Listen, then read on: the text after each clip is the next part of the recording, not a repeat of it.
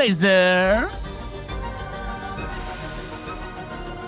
Ooh. Spooky. Bottom right-hand side, it is the blue Protoss player for Team Cascade, GunGFuBanDa.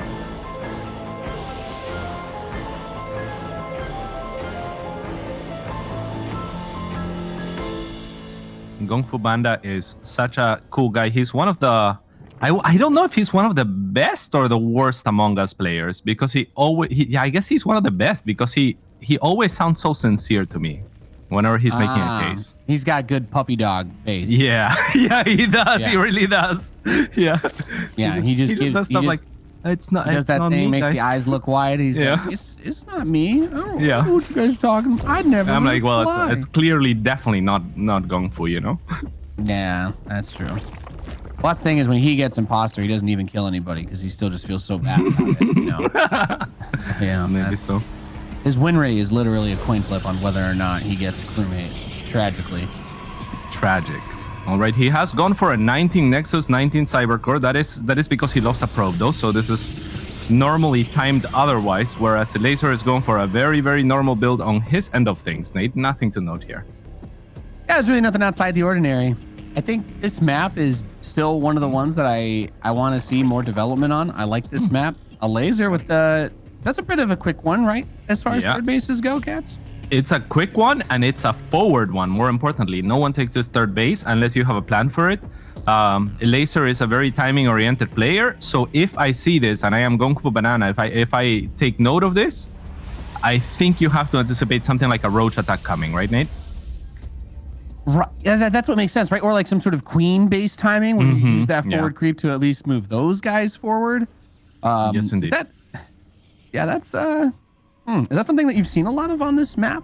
I haven't felt like this is like the all-in or kill people map personally, but some people have gone for some pretty big attacks here. Yeah, that's just the thing. You're completely right. It is not a short map by any means. It is actually it is like a medium-sized to long map, so it's not that map usually, but given that Elazer has taken this forward hatchery, it shortens the distance quite a bit, right? And it makes it good for the likes of roaches, or like you were pointing out, even queens. Any unit that's bad at normally moving gets advantage from, you know, spawning a little bit closer to their opponent. So we'll see what he uses it for, or if it's just if there's just another reason for this hatchery. I'm not sure. At the end of the day, it could also just be a mind game, right? Make GunGFuBanDa scout it and think to himself, oh, maybe I can't get away with something greedy. Maybe I can't get away with something tech-based. Or, you know, and it could also just be like an option type play, right? Where Elazer just wants to be able to like hit a switch if he scouts like a fast fleet beacon, for example, and it feels like he can make that forward attack more easily. Maybe it's not something that he decided on before the game started, but he wants to have that available in his playbook, you know, to go to if he needs it. Yeah, that one I will find a little bit harder to believe, just on the basis, not on the basis that it's an inaccurate analysis, but rather on the basis that it's Elazer, and he's one of the most plan-oriented players out there. So I think he probably has a plan. Like, I think he probably is going to do something with it. But I don't know. Only time will tell. Yeah. Well, he's going for a lair. He's getting that lair up with this 3-base setup. So at this time, he's just a single extractor. What's he doing here? Yeah, I was thinking, you know what? Like, we did a lot of foreshadowing here without noticing, but this could very well be swarm hosts as well, right? It could be a swarm host push with those. I'm just saying, Nate, like the forward hatchery, it does make sense for swarm hosts quite a bit. There is a roach warren coming up, and X-ray is coming up as well, Nate. It's looking a little bit hosty. Okay, well, I'm gonna dare to dream that it won't be that. We do have resonating glaives out of GunGFuBanDa though, and this is something that's like we get this every now and again, but I don't think we saw anybody make a big glaives play yesterday. Mana on this map maybe was the only one, I think, in game 1 of his PvZ. He went for, I think, it was like 12 or so adapts. So on this map, is there a reason people do it? Oh my god, there's the Nidus. Well, is it just a regular Nidus all in? I'm okay with that. It can be a regular Nidus. Just don't build an infestation pit. Yeah, it's looking like a regular Nidus all-in. I mean, he did make extra queens, and Elazer has done a very good job of not overreacting to the starport. There was only one spore made at the natural, no spore in the main or the third. That's very greedy, and that's gonna allow him to have a few more units than normal because GunGFu didn't find a way to punish it. Elazer really likes these little edges. Can you defend this with just the depths? Can you even defend this with the depths? I don't think so. It's gonna be very difficult. The roaches are the big problem, but if the adepts hit first, they won't. All right, yeah, this is looking extremely difficult for GunGFu, especially because his adepts are nowhere near Elazer to start doing counter damage. He went all the way around to not get spotted, but this is just gonna cost him dearly as the first Nidus arrives. There is a little bit of a trap from the Oracle, but not enough to do enough counter damage, I think, Nate. Oh, Elazer actually going for the defense instead. Oh my god, and he surrounds all of the adepts. Well, why not, right? He has so many roaches and queens. It's not like these adepts were ever really going to be able to do anything anyway, because he already had so many units out on the map, and he's wasting his time trying to protect this third base. Meanwhile, he's got some bigger problems to worry about, like a subterranean tunnel going into his back door. GG, Elazer takes game number 1. And a nice, swift, decisive victory. Perhaps, Cats, that is also going to reinforce your point about Elazer being a planner. Definitely seems like a build that he was like, all right, on this map, I'm probably going to do this. Apparently, people like to go glaive adepts on Romanticide, so I'm just going to take advantage of that, and it worked perfectly. Yeah, it was pretty straightforward, easy game, if I'm being honest. He just did everything the way that he needed to, and he got the dub.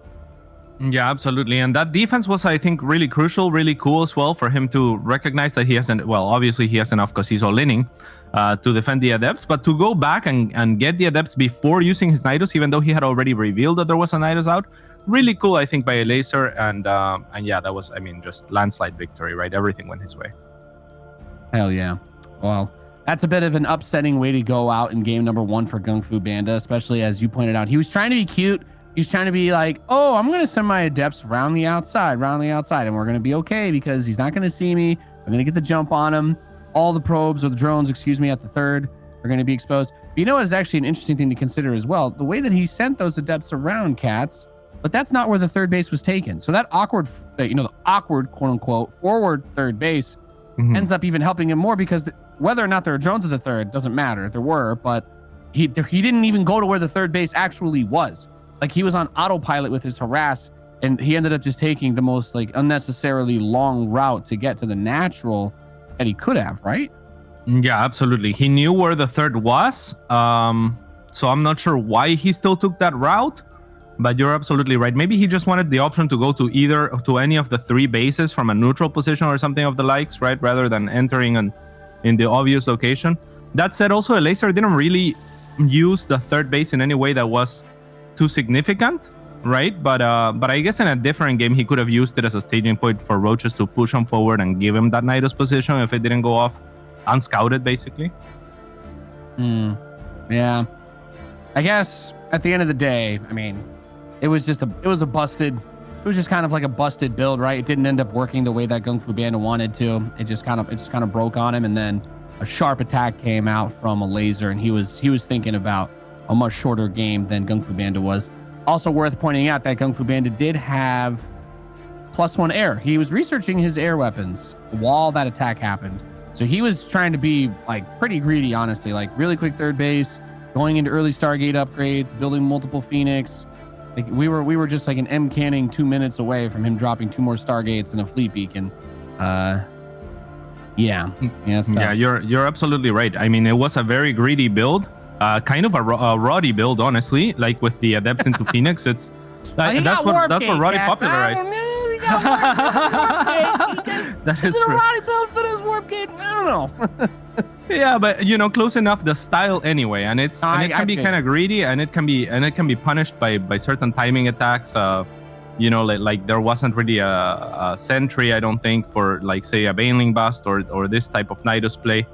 So I think that it's a little bit strange of a choice now that you frame it like you have, because I agree with you, and I feel like GunGFu should know that Elazer is a very timing-oriented player, right? He shouldn't be looking for the extreme greed to get away with against a player like him, I think. Yeah, I think that's the hard part, is you're gonna have to do a little bit more of a middle of the road build if you want to be able to defend those types of strategies. We're still in the lobby right now. I think they're fixing something with some of the overlay related things, or one of the other streamers is, but I'll just do my mini rant on this then. But yeah, like when you're playing StarCraft, standard builds are standard because you generally are flexible enough to deal with anything if you scout it and react properly, right? Aggressive builds are good because if people play greedy, you can punish them. And sometimes if the standard player doesn't react well, you can still beat them anyway.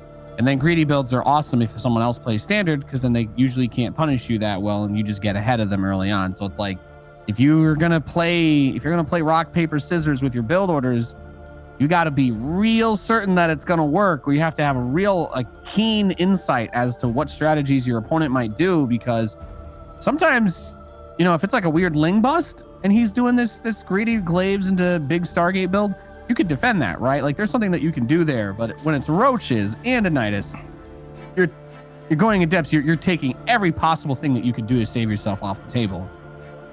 Yeah, and I mean, just don't go scissors against a guy that basically has his fist glued onto a rock formation, right? Like it's like it's you know, maybe that would be a good consideration to have here for GunGFuBanDa. A stone golem appears before you, Cat.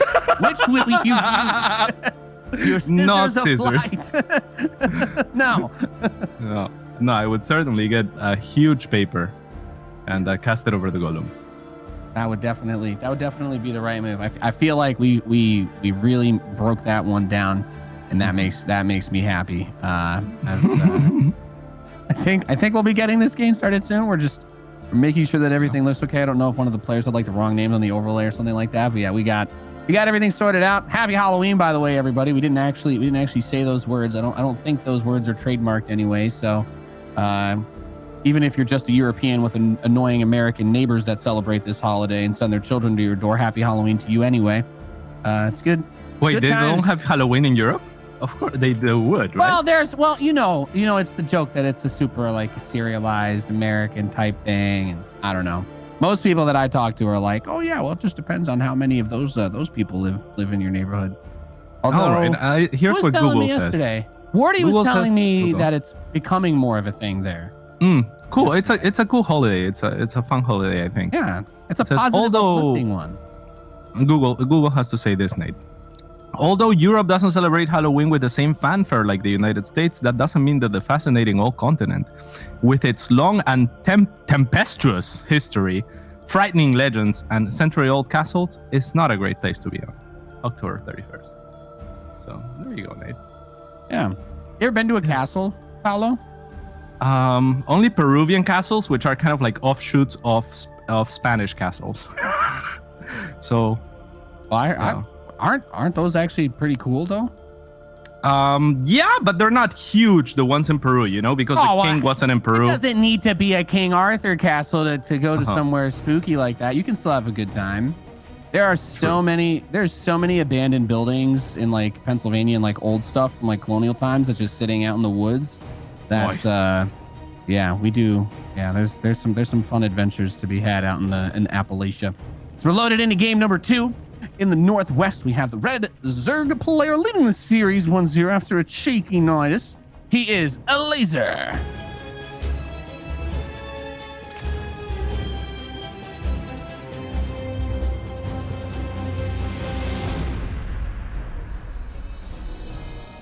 Bottom right-hand side, one of the best protos in Europe. Certainly in Germany. It is GunGFuBanDa. Oh, they just continued the music there. I love it. The only thing we need now is a jump scare, as long as it's not for us and only the viewers. That would be amazing. Yeah. Maybe one of the players can provide that. There's still going to be some players that play later watching right now. We know you guys are watching right now, right? So, yeah, get onto that. Give us a scare. Yeah.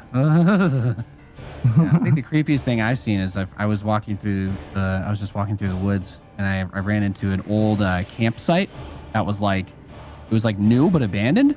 Like they built it and then something happened and they just immediately closed, like it never opened or something like that. So there was just like this campground in the middle of the forest. There's nothing nearby, no roads, no signage, nothing.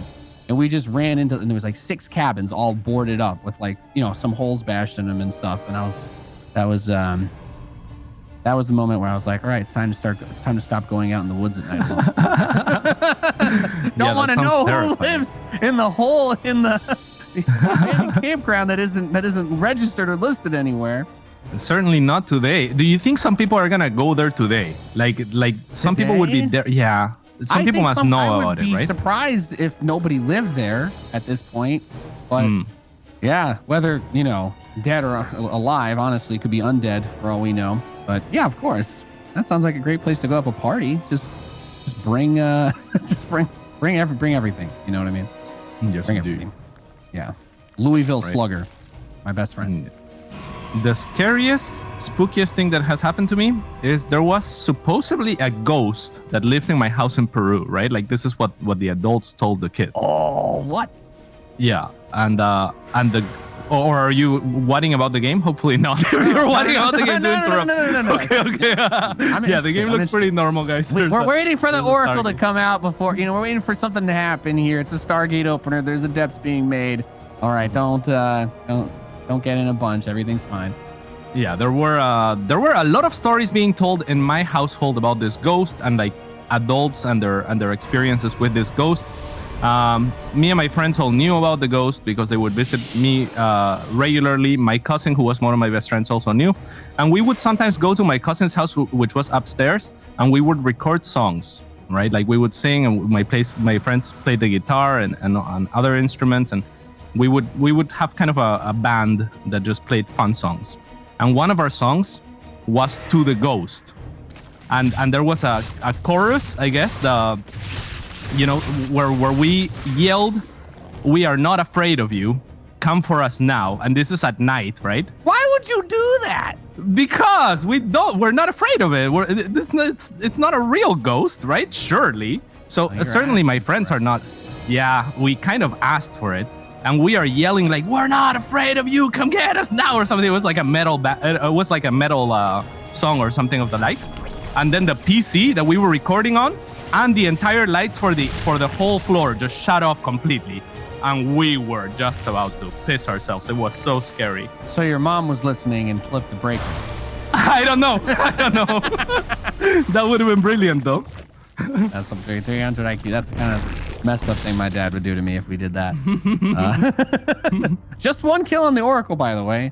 Loses the shields, doesn't take any real damage. Second one comes in, it's gonna get a little scoop and score on a few of those, but takes a lot more damage. Losing Oracles early on is that's not good. Yeah, this is not terrible though. It did a little bit of damage and also forced a few cancels onto the Spore Crawler. So not the worst thing in the world, and it's annoying to Elazer, who again is a very square player in his approach, right? Like he's gonna go for what he's gonna go for. Right now he's kind of been even in workers this entire game. He's just now pulling ahead, so it's not a bad start for GunGFu, who went for 3 oracles and adepts. Once again, this man is bananas. Yeah, well, I do feel like at the very least, the way that he set himself up, even if it's still like Stargates with some adepts, got a lot of utility. Goes to the big stasis in the main. Gets almost every drone, both queens. The Oracle escapes. Can't ask for too much more than that. And oh my God, no. It's happening again, Cat. He can't keep getting away with it. Okay, he's not. Yeah, we'll see it. I mean, there's much less commitment on the side of GunGFu. Insta teleport back there. But yeah, really cool what he did with the stasis trap whilst harassing with the other 2 oracles as well, GunGFu that is. But this is such a greedy and kind of weak to roaches build so far, right? Like he's gone adepts again. They're not great against roaches. Oracles, not particularly good against roaches, like whereas a void ray would be much better. Zealots, they can get kited, and I'm not sure why he even has 3 zealots right now because he's nowhere near charge. And just now making his first immortal, which is the only unit he's gonna have that actually deals with roaches well. Yeah, just the way, like comparing the way that this has played out to the last game, there's infinitely more utility and whatnot available for GunGFuBanDa, but that doesn't mean it's going to be easy to hold. Good Ravager Biles, well placed, as well as making sure that those queens get the transfuses off on time if the Ravagers get targeted down. But these Biles going straight into the middle, going to hit some of the workers back on the way out. Overcharges the shield battery, but Cats, that's right up front. Easy to shut that down for Elazer. And now GunGFuBanDa is going to retreat into his 2-base Protoss Turtle Shell as that third gets eaten alive by the Zerg monsters. Trying to push up the ramp, though, with the Ravagers is a little bit risky. One of them does immediately get picked up. He's going to put a Nidus in his face. Okay, well, there you go, cats. This really is turning into a horror movie. But for GunGFuBanDa. Yes, indeed. It's pretty scary here. I mean, the Immortal is trying to get rid of the Nidus, trying to put some damage onto it right now. There's a lot of Zerglings, so GunGFuBanDa actually got a lot of use out of those Oracles and Adepts that I was saying were not going to be very good against Roaches, because Elazer is primarily going for Ravagers and Lynx instead. So GunGFu has now a more stable army composition. He might be able to hold, but obviously this is a very strong timing by Elazer, and he's a specialist when it comes to these. Yeah, this doesn't... I mean, what do you do with this in this position? There's 8 queens. He's got, what, 6 Ravagers, 50 Zerglings, odd some out there. He's building Night. He's got this. Obviously, he's got the Nice. He's building creep tumors outside of it to keep that spread there, so it's even more difficult for him to move back and try to take any of these other bases.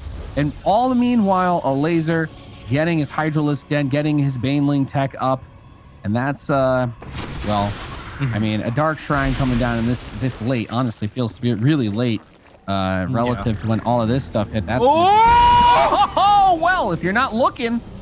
Yeah, that's a huge one. The thing for GunGFu here is how fast can I break out and how fast can I apply counter pressure. Elazer very smartly is going to go defend, and GunGFu already with the Oracles out. Now, note, Nate, that actually worker-wise, GunGFu is pretty healthy if he can just retake his third fast enough. It's an issue of timing here. He needs to get out. He needs to push this back. Oh, actually killing the Nidus is huge because he might have trapped the Queens. Good blink forward as well. And yeah, there's DTs available. I don't actually hate this position for GunGFu. I don't think it's anywhere near unwinnable. Yeah, he's got a good army, right? That's the biggest risk when you do this type of play for Zerg, is you need to make sure that it's not as much about what you're doing while you have that contain, like on the Protoss side of the map. It's about what you're doing to make sure that you don't lose as soon as the Protoss breaks out, right? If they just kill all the Swarm, or excuse me, if they kill all the Ravagers, if they get through the Queens, you need to make sure that you're not just going to die to a big counterattack, like the Protoss saves up for one big haymaker, so to speak, to end the game. And I don't think that Elazer has gone too far down the path of greed to be able to hold a counter. I don't know that a counter is actually going. GunGFuBanDa just seems like he wants to clean up the creep, clean up the Nidus, play it a little bit safe, but a couple of these Adepts going to get grabbed outside of that third base. And every unit is going to be pretty important in this type of situation. This game's been really scrappy. I wonder how each player actually feels about their position right now. You know what I mean? Absolutely. I think that Elazer is doing the right things on his end as he evolves into a hive so that he can get the Vipers out. Because if he can get those Vipers for the Disruptors and the Colossus, he'll be in a good position. Otherwise, GunGFu, I think he has a good army. And I was going to say I would love if he double expanded. He is now double expanding. Unfortunately for him, he's going to get punished for it. It looks like as the Zerglings of Elazer are moving towards his base. However, this is still a very scary army on the side of GunGFu. I don't even know if those Banelings have speed right now. So, no, yeah, I don't think he was ever able to get it. Oh no, he did. Okay, yeah, never mind. Wow. Nice. It's good. Yeah, like I was saying, he's been on top of the follow-up, right, to the Nidus. Yeah. It's not, if you can't actually win the game off of it, then it's all about making sure that you can get to the next step back home. Because there are a lot of Zerg players who will die on that hill, right? With like, oh, I'm gonna defend this little siege spot, and I think I can just starve you out. But then you realize, like, oh my God, well, I actually can't build enough to kill all this Protoss once it gets through one army. And there's still something to be scared of. Loses a couple of Overlords. Thankfully, it's Elazer, so he's still at 200 supply. But, he had 140 out of 200. Yeah, he was ready for those. So he's been ready to lose some. But now supply blocked, actually, as he nears max. This is scary from GunGFu because there is Vipers out now. I'm not sure if they have the energy yet, but Elazer is going to collapse onto the army regardless, as there is a lot of Zerg here, and GunGFu has to get out. If these Vipers make their way back into that army, then he's gonna start punishing those very expensive and key units in the Colossus and the Disruptors. Yeah, the Vipers should be, in this situation, enough to just win the game, right? There's not really, like, if he just yoinks the 2 Colossi right now, there's nothing he can really do other than blink the Stalkers forward, and then they're at risk. And similarly, you can kind of go to just good preemptive force field, gets one of the Vipers. All the probes though got blown up during that too, so Shout out to the probe ghosts now, I guess, pretending to mine. Yeah, and shout out to our observer as well for catching all of that. Very well done. These banelings, I mean, GunGFu did, and certainly, okay, these banelings are not gonna connect, but this is still looking like a very scary army, and the Elazer has used that as a distraction to get himself positioning. This is gonna be extremely difficult to engage for GunGFu. I would love to see some attempts at like stalkers being blinked into banelings or something of the sort to absorb shots, because I mean, GunGFu needs some big plays here, Nate. It's gonna be hard to find. Yeah, this is a tough spot to be in, right? Because you get the abducts. I think the abduct does depend on where the Viper is. If you fly it that close, then yes, it will hop a few feet. So bit of a misplay there by Elazer, as he not only misses the abducts and loses more of his army, but he loses all of those Vipers. Not cheap cats. Vipers are one of the most expensive units, I feel like, for Zerg, and they are incredibly important. Yes, indeed. Very gas intensive, especially when you're going Hydra Baneling behind it, right? It's not like you have gas to spare. He's making 3 more Vipers, but that's all the gas that Elazer has to work with really for now. So he has to be a little bit more careful indeed on the side of GunGFu.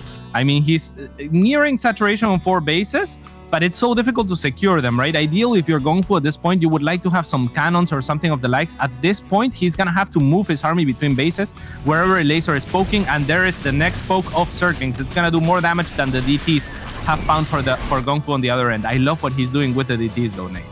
Check him out. They're just chilling at this is exactly the kind of play you want to make, right? He had that one pocketed in the northeast. He's been waiting to use it because he's got this other DT that we have running into the natural. And Dark Templar are a unit of opportunity, right? It's about taking advantage of the Zerg's non-preparedness for it the first time that you throw it at them. So the one DT in the main gets cleaned up. I don't know that the one in the northeast really got much. Some solid force field, but the Banelings still connect, and the Vipers are here. Cats are going to pull both Colossi into the range of the Hydra. Oh, no. And the monstrous Zerg army is going to swallow this Protoss force. Yeah, I'm not sure what GunGFu was really expecting getting out on the map like that. I mean, he has to know his opponent is still maxed, and he has to know he's at 130 supply or whatever he's at. So his win condition was much further down the line in teching up, or at least having enough units that if you abduct, 3 or 4 or 5 or 6, you still have some backbone to your army. Instead, he's gonna get cleaned up, and it's looking like the beginning of the end as Elazer pushes on forward.